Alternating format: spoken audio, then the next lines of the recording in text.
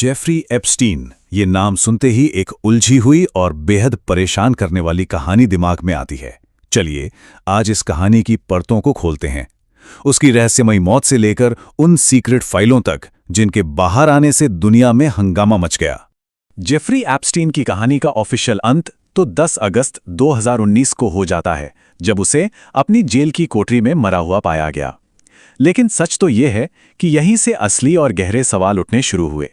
देखिए, आधिकारिक तौर पर तो इसे आत्महत्या बताया गया, लेकिन कई चीजें थीं जो बिल्कुल मेल नहीं खाती थीं।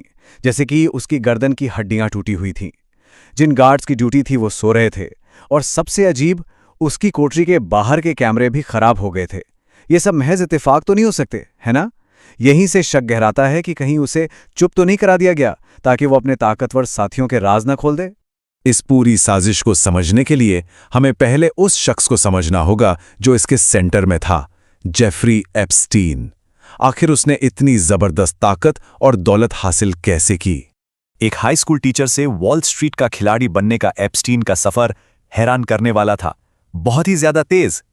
लेकिन एक बात थी, शुरू से ही उस पर गलत कामों के इल्जाम लगते रहे। उसने अपने कॉन्टैक्ट्स का इस्तेमाल अरबपतियों का पैसा मैनेज करने के लिए किया और खुद के लिए सोचिए $60 करोड़ की दौलत बना ली। इतनी दौलत का मतलब है बेहिसाब असर और ताकत। इस पैसे से उसने एक ऐसी शानदार जिंदगी बनाई जिसके बारे में लोग सिर्फ सोच सकते हैं। 75 एकड़ का प्राइवेट आइलैंड, मैनहट्टन में सबसे बड़ा घर, प्राइवेट जेट। लेकिन यही आलीशान जगहें बाद में उसके घिनौने क्रिमिनल नेटवर्क का अड्डा बन गई। लेकिन कामयाबी के इस मुखौटे के पीछे एक बहुत ही शातिर और घिनौना क्रिमिनल ऑपरेशन चल रहा था। एक ऐसा ऑपरेशन जो पिरामिड स्कीम की तरह काम करता था। अभी कोई अचानक हुआ क्राइम नहीं था, ये एक सोची समझी स्कीम थी। एक ऐसा सिस्टम बनाया गया था जिससे लगातार भोली भाली कम उम्र की लड़कियों को फंसाया जा सके। 2005 में एक 14 साल की लड़की की मां ने हिम्मत करके जब शिकायत दर्ज कराई, तब जाकर यह पूरी भयानक चेन रिएक्शन सामने आई, और सिर्फ पहली जांच में ही कम से कम 36 विक्टिम्स का पता चला। और इस काम में एप्स्टीन अकेला नहीं था, उसकी एक साथी थी, घिस्लीन मैक्सवेल। वही थी जो उसकी प्राइमरी रिक्रूटर थी और इस पूरे नेटवर्क को चलाने में मदद करती थी। अब देखिए, इतने सारे सबूत थे, इतने विक्टिम्स के बयान थे, लग रहा था कि एप्स्टीन को उम्र कैद होगी ही। लेकिन सिस्टम के प्लान्स कुछ और ही थे। फेडरल अटॉर्नी अलेक्जेंडर अकोस्टा ने एक सीक्रेट डील की, और नतीजा ये हुआ कि एप्स्टीन को एक हैरान कर देने वाली हल्की सजा मिली। सोचिए, सिर्फ 13 महीने बाद वो वापस बाहर था। कई सालों बाद एक इन्वेस्टिगेटिव जर्नलिस्ट जूली ब्राउन ने इस कहानी को मरने नहीं दिया। उनकी रिपोर्ट्स में उस सीक्रेट डील का पर्दाफाश किया और लोगों का गुस्सा फिर से भड़क उठा। ये दिखाता है कि इन्वेस्टिगेटिव जर्नलिज्म में कितनी ताकत है। ब्राउन की रिपोर्टिंग का दबाव इतना ज्यादा था कि फेडरल प्रोसिक्यूटर्स को यह केस दोबारा खोलना पड़ा और एप्स्टीन को फिर से गिरफ्तार कर लिया गया। और ठीक 1 महीने बाद उसकी मौत हो गई। एप्स्टीन की मौत के बाद लोगों ने जवाब मांगना शुरू कर दिया। सब जानना चाहते थे कि उसके साथी कौन थे। फाइलों को पब्लिक करने का दबाव इतना बढ़ गया कि उसे रोका नहीं जा सका। तो 2024 की शुरुआत में डिपार्टमेंट ऑफ जस्टिस ने आखिरकार वो डॉक्यूमेंट्स रिलीज किए।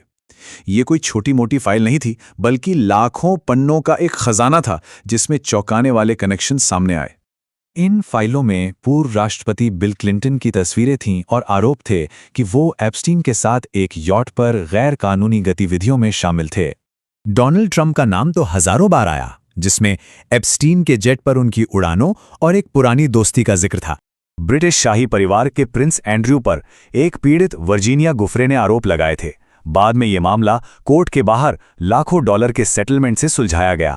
यहां तक कि मशहूर साइंटिस्ट स्टीफन हॉकिंग का भी नाम इन डॉक्यूमेंट्स में था, जिससे पता चलता है कि एप्स्टीन का नेटवर्क कितना बड़ा था। हालांकि ये ध्यान रखना जरूरी है कि उन पर किसी गलत काम का कोई आरोप नहीं था। इन फाइलों में दुनिया के कुछ सबसे जाने माने लोगों के खिलाफ बहुत ही खास और परेशान करने वाले इल्जाम थे। ये सब मिलकर एक बहुत ही भयानक तस्वीर बनाते हैं, जिसमें बड़े पैमाने पर मिलीभगत और भ्रष्टाचार दिखाई देता है। तो फाइलों के बाहर आने से कुछ जवाब तो मिले, लेकिन इसने कई और भी ज्यादा परेशान करने वाले सवाल खड़े कर दिए। एक थियरी जो बार बार सामने आती है वो ये है कि ये सिर्फ एक तस्करी का रैकेट नहीं था, बल्कि ये मोसाद के लिए एक इंटेलिजेंस ऑपरेशन था। इसका मकसद था दुनिया के बड़े बड़े लीडर्स को ब्लैकमेल करना। तो आखिर में एप्स्टीन की ये कहानी सिर्फ एक आदमी की कहानी नहीं है। ये एक आईना है। ये दिखाती है कि कैसे पावर, पैसा और सिस्टम का असर अमीरों और ताकतवर लोगों को बचा सकता है। और ये हमें एक आखिरी परेशान करने वाले सवाल के साथ छोड़ जाती है कि क्या असली न्याय कभी हो पाएगा?